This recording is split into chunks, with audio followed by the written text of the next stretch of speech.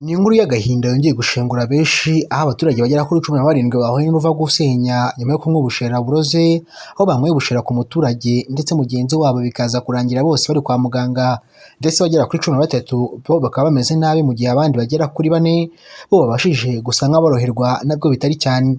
Andi makuru ndaza kuyavuga ku muyobozi w'ishuri wakorewe ihohoterwa agakubitwa ikintu mu mutwe bikaza no kurangira yitavye Imana. Ni mu karere ka Muhanga wari uyoboye ishuri rya Groupe Scolaire Shori, ubu tuvuga n'inzego z'umutekano zamaze guta muri yombi abakekwaho kugira runo rugomo ndetse no kwicira umugabo wari usanzwe ari umuyobozi w'ishuri.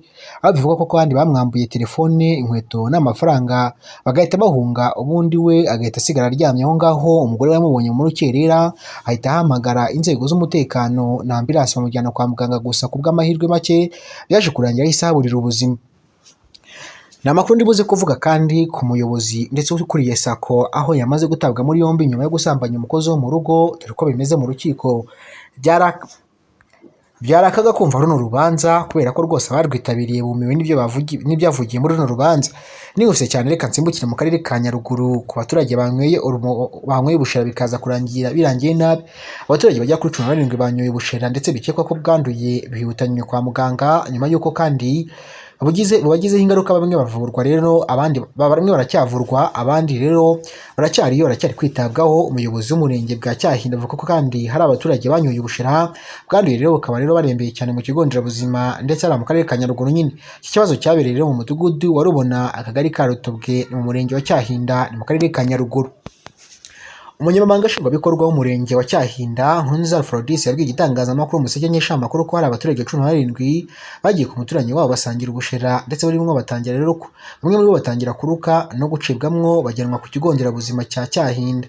Gitifu kandi Nkunziza avuga ko kandi mu bajyanywe ku kigo nderabuzima bose uko ari 17, 4 muri bo bavuye bagasubira iwabo mu rugo, abandi 13 baracyari kwitabwaho na muganga kugira ngo rero ariko bakomeza no kuvurwa ubuzima bwabo bukamera neza.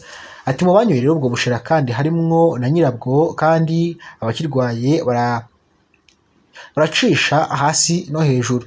Gitifu Nkunziza kandi yasabye abacuruza inzoga zo mu bwoko nyine bw'ubushera kurushaho kuzitegurana isuku, cyane cyane ko abakenera kubinywa ari abantu benshi cyane, bityo rero bagomba kuzajya babyitaho.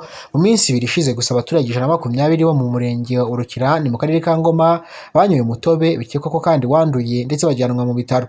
Ati rero mu kiganiro Minisitiri w'Ubuzima Dr Sabin Nsanzimana yahaye televiziyo y'igihugu RFA, yavuze ko kandi abategura ibinyobwa bakwiye kubitegurana isuku, kuko kandi iyo bitateguwe neza biba uburozi bikaba byateza ikibazo ku baturage. Yavuze ko kandi ikibazo cy'ibigisindisha bikorwa rero mu buryo butemewe byabaye icyorezo kandi bikwiriye kurwanywa na buri wese, kugira ngo hato bitazagira ingaruka zikomeye cyane ku bukungu bw'igihugu no ku buzima bw'abinywa b'abenegihugu. Naho rero umuyobozi w'ishuri wakubiswe ikintu mu mutwe bikaza kurangira ahisaburira ubuzima, byari byabaye mu karere ka Muhanga ubwo twabagezaho inkuru mu gihe cya mbere. Umuyobozi w'ishuri rya Groupe Scolaire Shori bikeka ko yatewe n'abagizi ba nabi, rero akaba rero yararembeye ikabwaye bikaza kurangira naho aguye.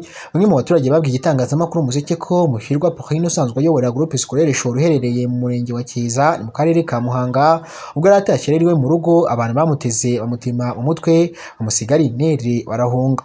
Muhirwa Pauline kandi utuye mu mudugudu wa Binunga ni mu kagari ka Makera mu murenge wa Kiza, umwe rero yagize ati kandi twagiye kumusura aho yararwariye ikabwaye mu bitaro, dusanga kandi arembye kuko bamuteye habuze ngo gato ngo bigere no ku bwonko. Umunyamabanga nshingwabikorwa kandi w'umurenge wa Kiza Niyonzima Gustave avuga ko kandi abagizi ba nabi rero bamaze gukomeretsa Muhirwa Pauline bamukuyeho za telefone ndetse bamusiga ameze nk'ari intere, gusa biza kurangira apfuye. Vuga ko mbere yuko yitaba Imana ngo umugore we wa Muhirwa rero yumvise ikintu gihiritira, abyuka aje kureba icyo ari cyo, asohotse asanga ni umugabo we wakomeretse ku rwego ruteye ubwoba cyane. Gitifu Niyonzima kandi avuga ko umugore we yamubonye bujya gucya, kuko kandi ngo hari mu rukerera rwo kuwa gatandatu. Umwe mu bavugizi cyangwa se umuvugizi wa polisi mu ntara y'Amajyepfo CP Kamanzi Hasani yabwiye igitangazamakuru ko bamaze guta muri yombi 4 bakekwaho kwica uyu mugabo ndetse uyobora ishuri Muhirwa Pauline. Ntabwo rero biramenyekana niba ari umuhoro cyangwa se ari ikindi kintu baba barakoresheje amutema, gusa Muhirwa Pauline biragaragara ko ari ikintu bamukubise mu mutwe, gusa abakekwaho kugira urwo ruhare bw'ubwicanyi bamaze gutabwa muri yombi. Umuvugizi wa polisi rero mu ntara y'Amajyepfo yasabye rero abafite iyo myitwarire guhungabanya umutekano w'abaturage kuyicikaho kuko bihanwa n'amategeko. Hashize rero hafi ibyumweru 2 n'ubundi abagizi ba nabi batemye n'uwitwa ngo Iraguha Clement wo mu mudugudu wa Munyinya mu murenge wa Shongwe, ajyanwa rero mu bitaro bikuru i Kigali kuvurizwayo. Baye nguko uwatemwe rero bari bamwambuye amafaranga, banamwambura rero n'ibyo yari afite, telefone n'ibindi. Naho urukiko rw'ibanze rwa Ruhango rwaburanishije rero ifungwa n'ifungurwa ry'agateganyo umukozi wa Sako ndetse Bweramana usanzwe rero uregwa rero gukoresha imibonano mpuzabitsina ku gahato umugore w'imyaka 30 y'amavuko. Wasambanyijwe rero akora rero mu rugo ruturanye n'iwabo w'uriya musore, akaba rero ukiba rero iwabo akaba afite imyaka 23 y'amavuko. Ubushinjacyaha burega rero uyu musore ibyaha bitatu ari byo gukoresha undi imibonano mpuzabitsina ku gahato, icyaha cyo gukubita no gukomeretsa ku bushake ndetse no kunywa ibiyobyabwenge.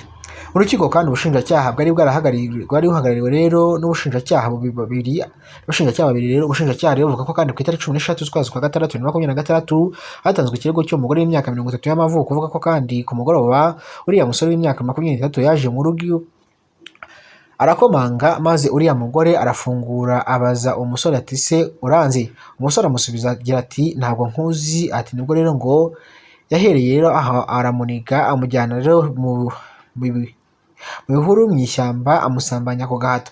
Cyaha cyabereye rero mu mudugudu wa Buhwanda ni mu kagari ka Nyakongo ni mu murenge wa Kinihira ni mu karere ka Ruhango. Nansi w'iki kino kiganiro n'aya makuru yo kuri uyu munsi wa none, n'ujya dakaze buto ndetse subscribe ubutaha uzajya ubona ibiganiro n'amakuru yacu ya buri munsi tumeze kugutegurira kandi tunakugezaho amasaha 24 ku yandi. Naho Imana iguhe ibyo kurya, amafaranga ndetse n'ubuzima buzima. Iyi ngiye mwumvaga nitwa Olivier, naho yitwa Zaf TV Rwanda. Subscribe, share, like na comment ni ikintu cy'ingenzi cyane. Amakuru tugutegurira kandi tunakugezaho umunsi ku wundi. Gaho cyo turi kumwe n'ibindi biganiro byacu bya Ikafu Info News.